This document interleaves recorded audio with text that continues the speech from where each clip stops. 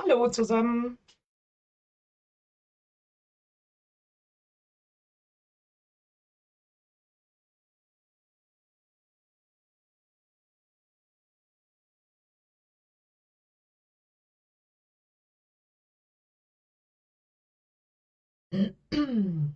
So, Hallöchen an alle.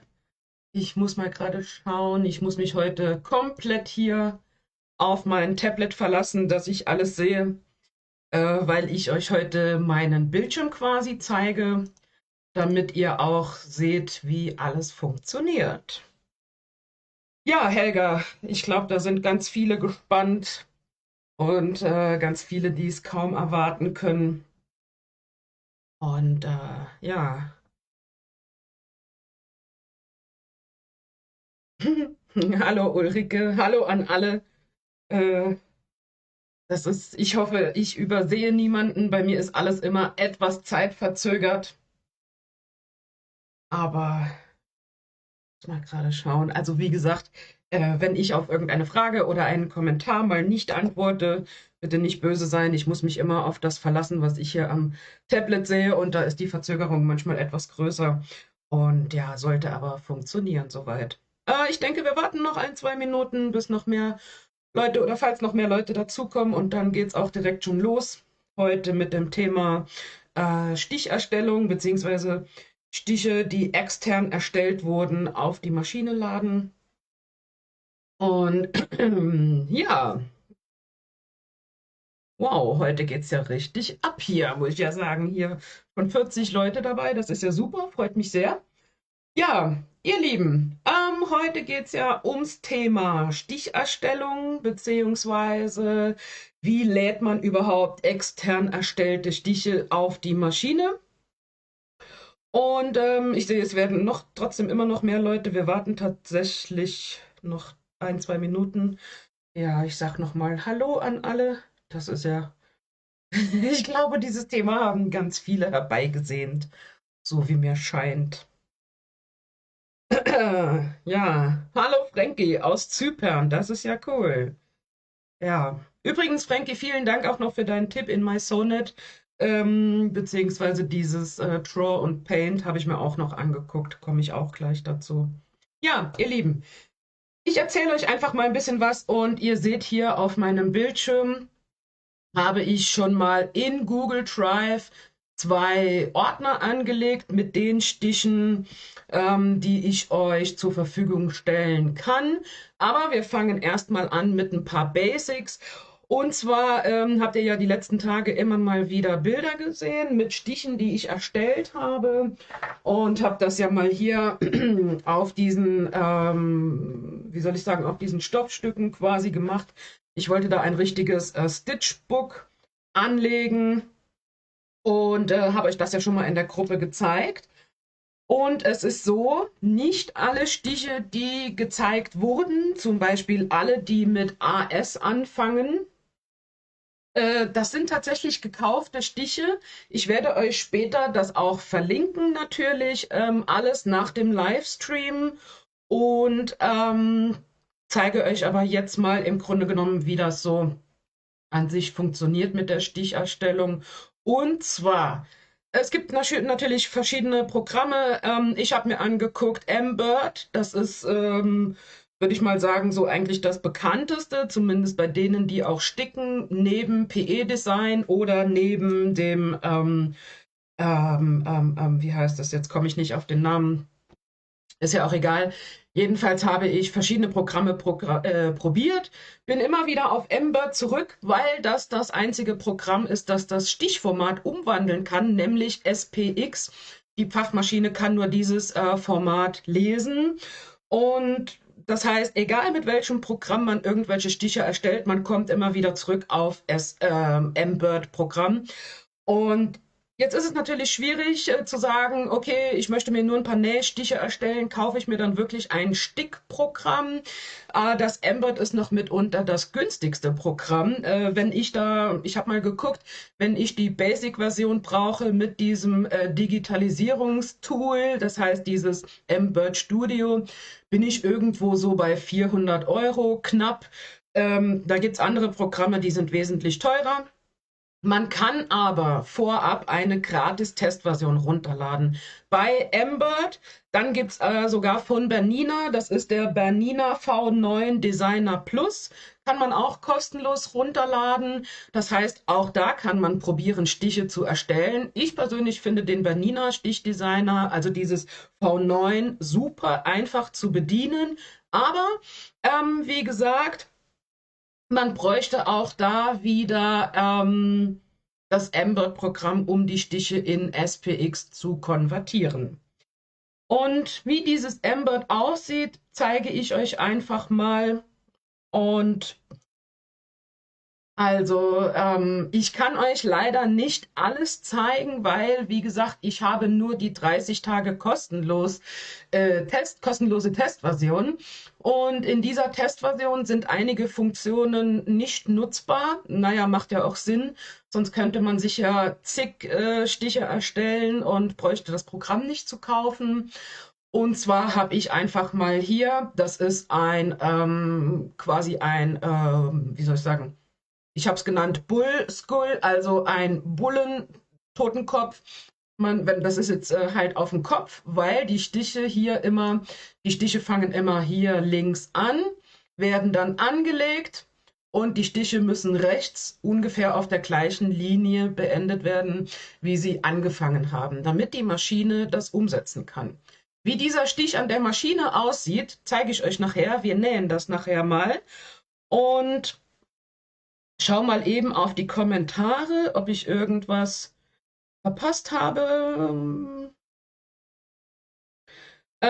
Steffi, also mein Ton hier funktioniert. Bisher hat sonst sich eigentlich auch niemand beschwert über den Ton. Liegt dann vielleicht am Gerät. Später in der Aufzeichnung sollte das funktionieren. Ja, also, das ist wie gesagt das Programm mbird. Ich kann euch tatsächlich nicht den vollen Umfang zeigen, wie man einen kompletten Stich erstellt. Man müsste vorher alle Konturen nachfahren, aber ich werde wahrscheinlich eine kleine Videoreihe machen mit einer Sticherstellung, werde euch das jetzt nur mal grob zeigen und es ging ja dann eigentlich darum, die Stiche auf die Maschine zu laden. Das machen wir und ich zeige euch dann noch ein bisschen etwas mit der Stichfolge, was man da noch alles machen kann. Und auch, was man mit dem Stitch Creator an der 720 noch mehr machen kann. Also ihr seht hier quasi den Stich, den ich mal so probeweise gemacht habe. Das heißt, in einem anderen Programm, und zwar in Inkscape, und vielleicht kennen das einige, Inkscape ist ein Vektorprogramm. Zum Beispiel kennt vielleicht der ein oder andere auch Adobe Illustrator oder CorelDRAW oder sowas. Das sind alles Vektorprogramme. Das heißt, in so ein Programm wird ein Bild geladen. Man kann das in eine Vektordatei umwandeln, damit wiederum ein Stickprogramm dieses Bild erkennen kann. Warum habe ich das so gemacht? Ganz einfach, weil in dieser Testversion des mbird-Programms nicht alle Funktionen nutzbar sind und das leider nicht komplett funktioniert hat, hier ein Bild aufzurufen und dann die Konturen umzuzeichnen. Deswegen habe ich also quasi doppelt gearbeitet und habe in Inkscape, und da gibt es die Erweiterung Inkstitch, einen Stich umrandet. Ihr seht hier dieses Sternmuster mit den Pfeilen. Das hatte ich ja auch erstellt. Und da gibt es zum Beispiel, das hier ist dieses Bernina V9 Designer Plus. Hier oben seht ihr den Namen. Da habe ich das auch probiert, geht auch sehr gut. Und aber auch hier ist wieder das Problem, der Name sagt schon, es ist für Bernina. Das heißt, egal ob wir das Bernina-Tool oder das Inkscape oder was auch immer nutzen, wir müssen immer wieder zurück zu Mbird, um das SPX-Format zu bekommen. Ich bin im Moment noch am Überlegen, ob ich mir die Vollversion kaufe von Mbird. Dann werde ich auf jeden Fall eine Videoreihe machen zur genauen Sticherstellung. Aber wie gesagt, ich wollte euch jetzt nur mal so ein bisschen zeigen, wie sowas aussieht. Und wenn man dann also einen kompletten Stich fertig hat, sieht man hier die ganzen, ich zoome das mal etwas ran. Also man sieht hier, es gibt immer einen ersten Punkt. Ich hoffe, man kann das gut erkennen. Es gibt immer einen ersten Punkt, damit fängt die Nähmaschine quasi an und dann werden hier viele Stichpunkte erstellt. Man kann die Stichpunkte an sich alle bearbeiten. Man könnte zum Beispiel auch sagen, man macht einen Dreifachstich draus und dann, egal was für ein Stich es ist, man muss immer wieder auf der gleichen Linie zum Ende kommen. Und das ist hier hinten, wie ihr seht, das, was hier so etwas dicker umrandet ist, der Endpunkt. Und gleichzeitig auch wieder der Anfangspunkt, wenn der Stich wieder von vorne genäht werden soll. So sieht also ein Stich aus in der Digitalisierung. Tatsächlich hochinteressant, als ich angefangen habe, mich mit dieser Sache zu befassen, habe ich gedacht, das raff ich nie im Leben.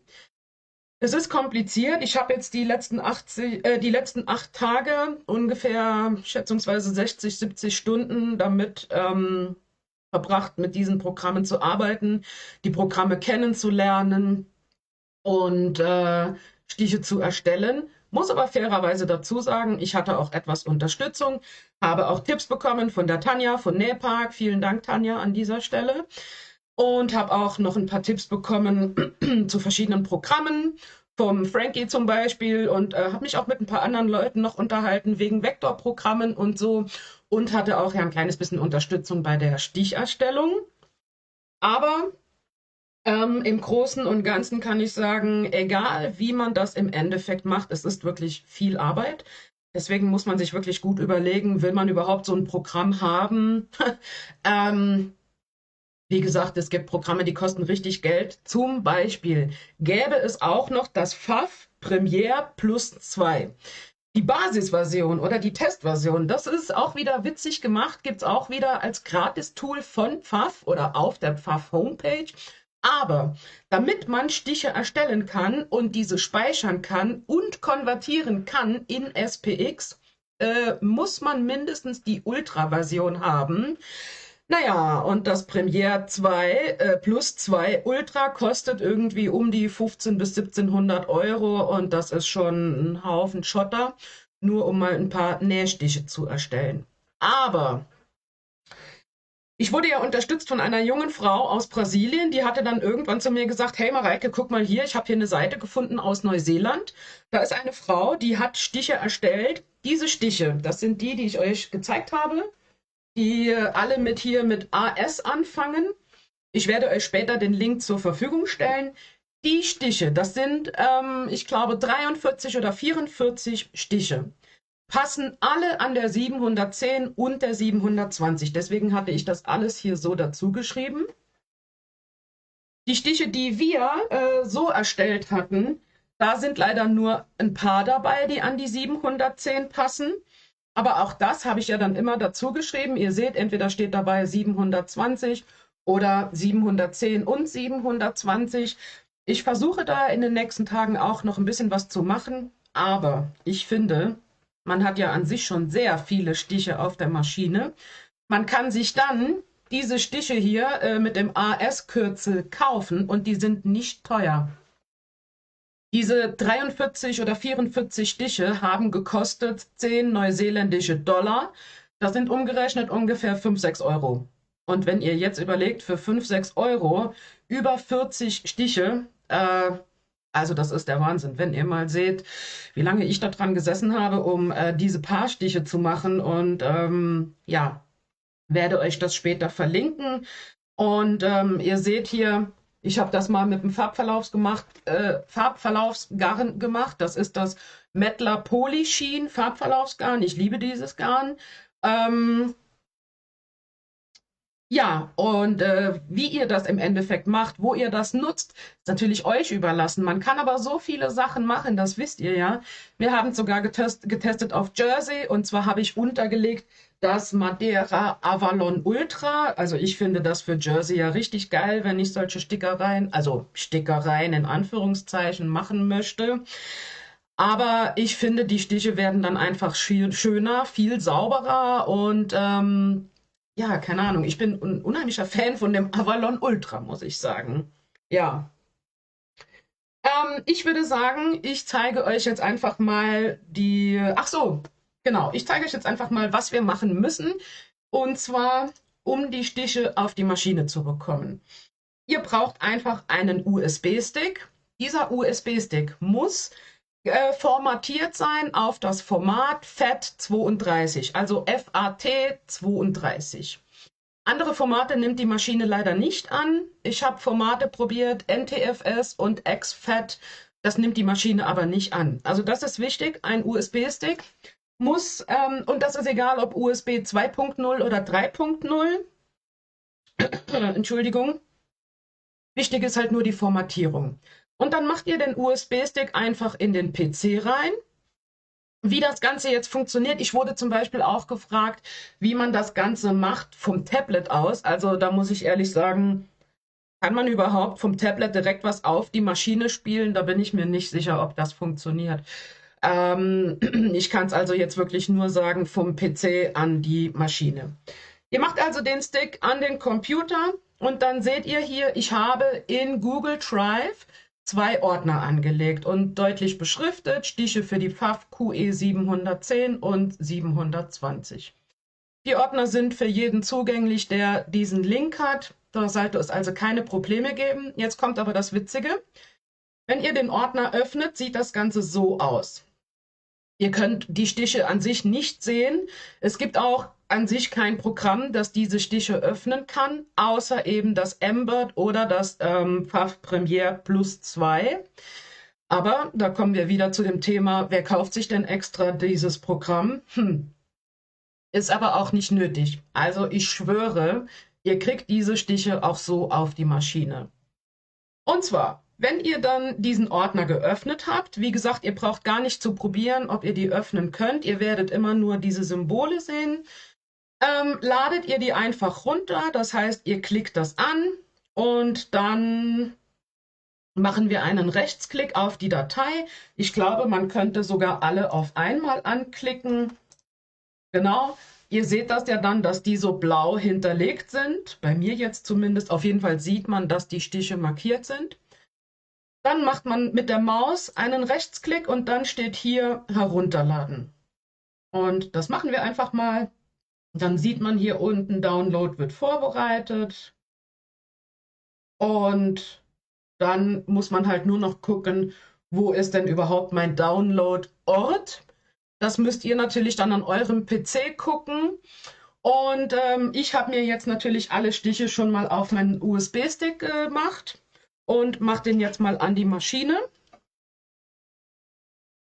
Da kommt gerade die Frage, muss man bei dem USB-Stick auf die Größe achten? Also ich kann nur sagen, ich habe hier einen 128 GB Stick und der wird ohne Probleme angenommen von der Maschine. Es reicht aber auch ein kleiner Stick mit 1 GB, 2 GB, weil diese Stichdateien sind so klein, irgendwie 10 KB oder sowas. Ja, das, also wie gesagt, da reicht auch ein ganz kleiner Stick. Aber wie gesagt, ich habe hier 128 GB, wird auch noch ohne Probleme gelesen von der Maschine. So, jetzt wechsle ich mal gerade die Bildansicht, damit ihr die Maschine hier größer seht. Nicht wundern, im Hintergrund einen Moment, ich mache das so, dass ihr, gebt mir einen Moment, Moment. So, jetzt seht ihr also hier die Maschine. Und jetzt machen wir Folgendes. Wir sind ja hier im normalen Nähmodus, jeder kennt das ja. Und dann gehen wir hier ins Stichmenü. Und hier unten sehen wir jetzt das Symbol, das USB-Symbol, da klicken wir mal drauf. Und da seht ihr jetzt ich habe ja die 720. Moment, ich drehe mal etwas die Kamera noch zu mir, damit ihr mich auch noch sehen könnt. So, ich mache mal gerade hier unten, könnt ihr übrigens die Listenansicht wechseln, beziehungsweise Feldansicht. Und ihr habt schon gesehen, mit der Zeit werden die Stiche geladen. Also gebt dem USB-Stick auch etwas Zeit, damit er das laden kann. Das dauert einen Moment. Und dann könnt ihr einfach mal hier durchscrollen. Könnt euch alles angucken. Dadurch, dass ich die 720 habe, habe ich jetzt quasi die volle Bandbreite mit 75 oder 76 Stichen. Und jetzt zeige ich euch mal hier diesen Bullentotenkopf, den ich euch eben im Programm gezeigt habe. Wie ruft man jetzt diese Stiche auf? Ganz einfach. Wir halten den Stich gedrückt, so lange bis die Maschine einmal ein Klickgeräusch macht. Und dann wird der Stich geladen. Ja, genau. Tanja schreibt schon, wenn der USB-Stick nicht so groß ist, also zum Beispiel 1 GB, 4 GB oder so, geht es wahrscheinlich ein bisschen schneller, das ist richtig. Und hier seht ihr jetzt den Stich an sich. Das funktioniert halt wirklich nur in der 720, weil hier der Quertransport einsetzt. Deswegen seht ihr auch Füßchen H8 für Maxi-Stiche. Seht hier die Stichgröße. Jetzt ist es so, wir haben auf der Maschine ja schon Maxi-Stiche drauf und kann man ja noch verändern. Die Stiche, die extern erstellt wurden, wenn wir die verändern, dann verziehen die sich extrem. Oder, also es sieht direkt so aus und ziemlich uncool. Ja, also, wenn ihr diese Stiche aufruft, müsst ihr gucken, kann ich überhaupt noch was verstellen? Möchte ich überhaupt noch was verstellen? Müsst ihr ausprobieren. Es gibt aber auch Stiche, die können wir noch im Stitch Creator bearbeiten. Zeige ich euch gleich. Wir nähen mal gerade zusammen diesen Stich hier und ich verwende gerade auch wieder das Mettler Polysheen. Und als Unterfaden habe ich ja eigentlich wie fast immer Gütermann Mara 120. Und noch etwas bei den Polyschienen immer etwas die Fadenspannung reduzieren, damit es sauberer wird. Aber das müsst ihr auch immer individuell testen, je nachdem, welchen Stoff ihr habt, welches Garn ihr habt. Ich habe hier wie immer einfache Webware. Ich habe Stickvlies aufgebügelt, auch von Madeira. Ich finde, ohne Stickvlies wird ein Zierstich einfach nicht sauber. Also ich verwende immer Stickvlies und das rate ich euch auch immer wieder. Genau, Fett 32 ist die Formatierung. Dankeschön an diejenigen, die es schon geschrieben haben. Die anderen Formate werden nicht gelesen von der Maschine.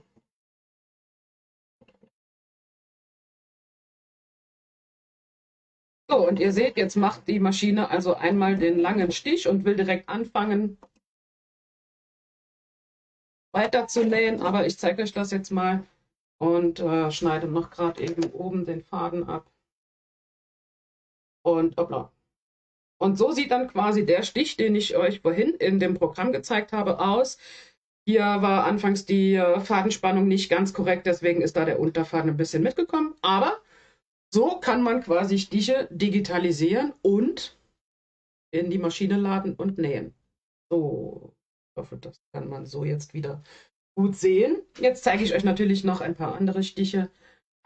Und wir gehen dann immer wieder hier über diese Menütaste zurück. Ich glaube, so geht es doch besser mit dem Licht, denke ich. So. Hier links geht ihr immer wieder, ach, wir sind ja jetzt schon hier im Menü, Entschuldigung. Ihr könnt also immer wieder den Stich lange gedrückt halten, bis die Maschine einmal klickt und dann wird es geladen. Und so geht das mit allen Stichen. Und jetzt können wir natürlich, das hier sind diese Stiche, die mit AS anfangen, die funktionieren auch an der 710. Und ihr seht ja, hier kann man jetzt noch probieren, auch wieder etwas zu verstellen. Aber auch hier ist irgendwann das Limit erreicht. Aber was man natürlich machen kann, an der 720 kann ich verschiedene Stiche im Stitch Creator laden. Ich gehe noch mal gerade raus. Also, wir nehmen jetzt mal gerade hier den. Achso, jetzt haben wir den in den Stitch Creator geladen. Jetzt war ich tatsächlich schon zu schnell. Jetzt könnte man zum Beispiel noch sagen, wir verdreifachen den Stich. Das macht man hier oben und ihr seht, direkt werden die Linien etwas fetter dargestellt. Dementsprechend wird der Faden dreimal vernäht, dreimal hin und her genäht. Und genau, Ute, ich komme gleich dazu. Und können dann sagen, okay, wir möchten das jetzt so nähen und dann seht ihr alles hier im normalen Nähmodus. Wenn euch der Stich jetzt in dieser bearbeiteten Version oder auch anders so gut gefällt, könnt ihr den selbstverständlich in den Favoriten ablegen. Ihr seht, ich habe mir hier schon ein bisschen was gespeichert. Wir suchen uns dann den nächsten freien Platz, klicken das an und haben das gespeichert. So. Ihr müsst bedenken, man hat leider nur 30 Plätze frei, aber 30 Plätze ist besser als gar nichts.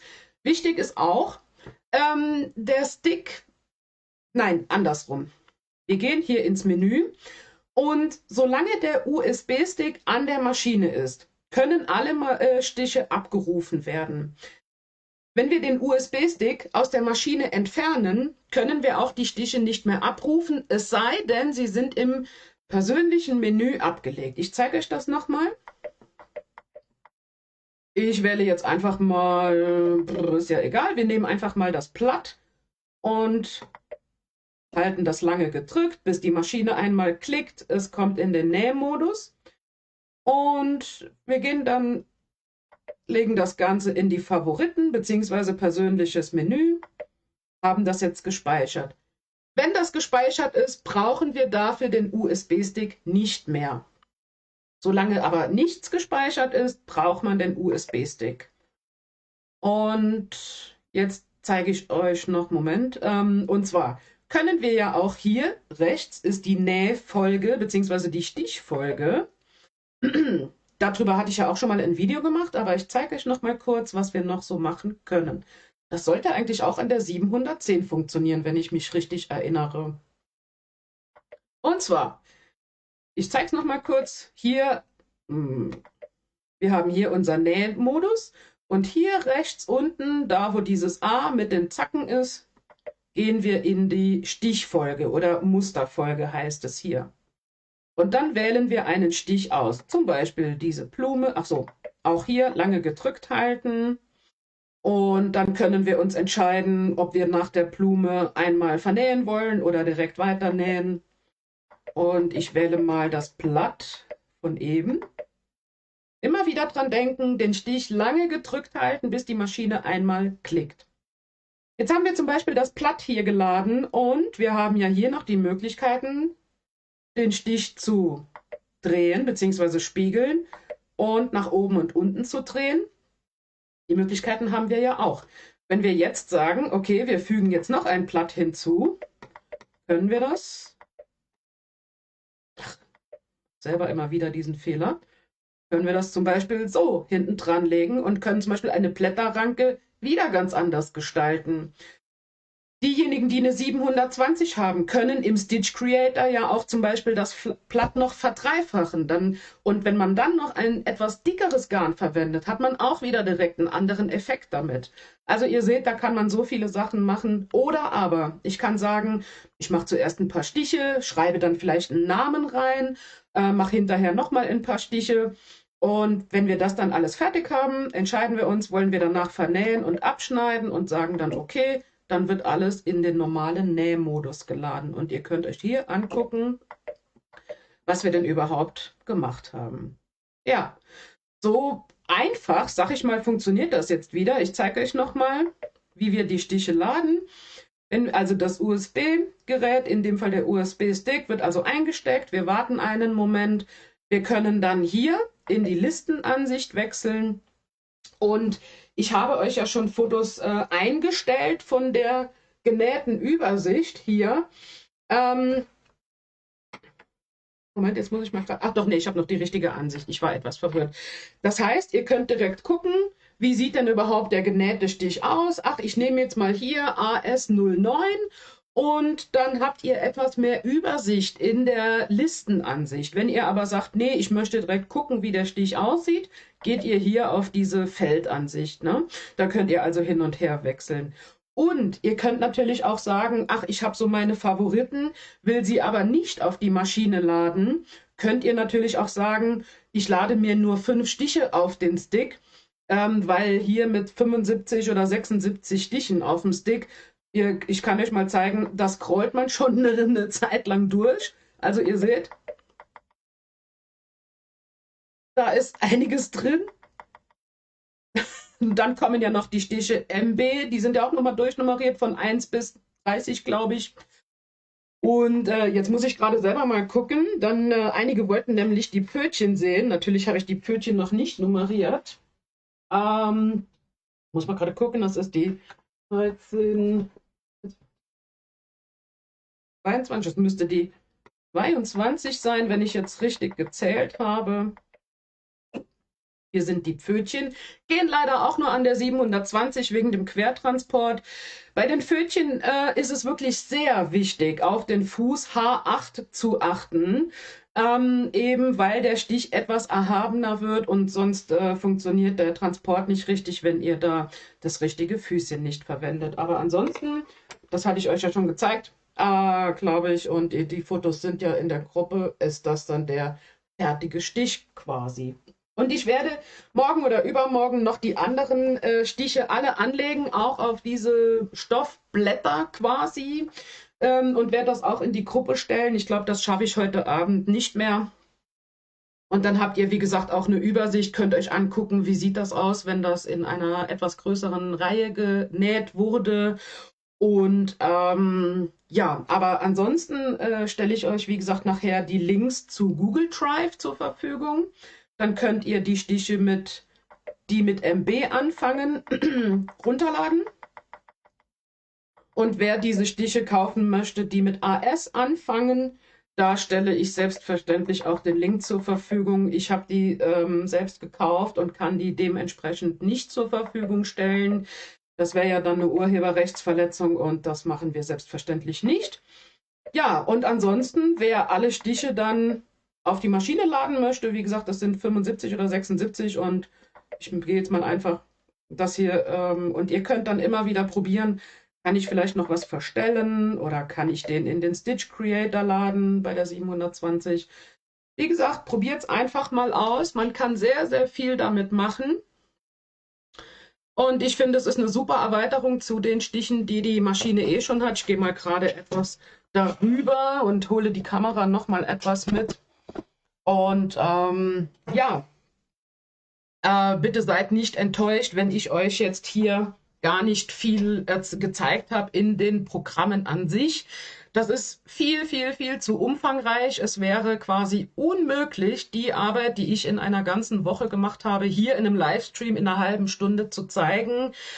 Wenn, wie gesagt, werde ich eine Videoreihe davon anlegen und ja, aber das wird etwas dauern, weil verschiedene andere Projekte noch anstehen. Als nächstes gibt es zum Beispiel ein Video zum Thema Ruler-Quilting. Da darf ich ein Ruler-Quilt-Lineal-Set testen von Nähpark und da freue ich mich auch schon drauf. Wie gesagt, werde ich euch auch zeigen. Ihr wisst ja, da ist immer einiges, was im Hintergrund passiert. Und ich schaue jetzt mal, ob ich irgendwelche Fragen übersehen habe. Ich weiß, das war jetzt doch viel Input, aber glaubt mir, Programme zu zeigen wäre noch viel, viel, viel, viel mehr Input und ich glaube, dann hätte jeder irgendwann da gesessen und hätte nur gesagt, hä? Deswegen habe ich mich dafür entschieden, die Programme nur kurz zu zeigen, wie sowas überhaupt aussieht und wie gesagt, wenn, dann mache ich noch mal eine extra Videoreihe. Ich weiß, es war ein relativ kurzer Livestream. Wenn ihr noch Fragen habt, schreibt gerne mal drunter. Ähm, Wie gesagt, wir haben immer so ein bisschen Zeitverzögerung. Ich warte noch einen Moment und schau mal, welche Fragen noch so kommen. Ansonsten, ihr wisst ja, ihr könnt jederzeit in der Gruppe posten, unter diesen Stream auch posten. Und wer das alles nochmal angucken möchte, der Stream landet wie immer in den Dateien. Ich würde mich super freuen, wenn der eine oder andere mal ein bisschen was rumprobiert mit den Zierstichen. Und ja, viel Spaß mit den Zierstichen. Ich werde versuchen, noch ein paar weitere zu erstellen. Und dann würde ich sagen, wünsche ich euch einen schönen Abend, ein schönes Wochenende und wir lesen uns mit Sicherheit ganz bald wieder in der Gruppe. Bis dann, macht's gut.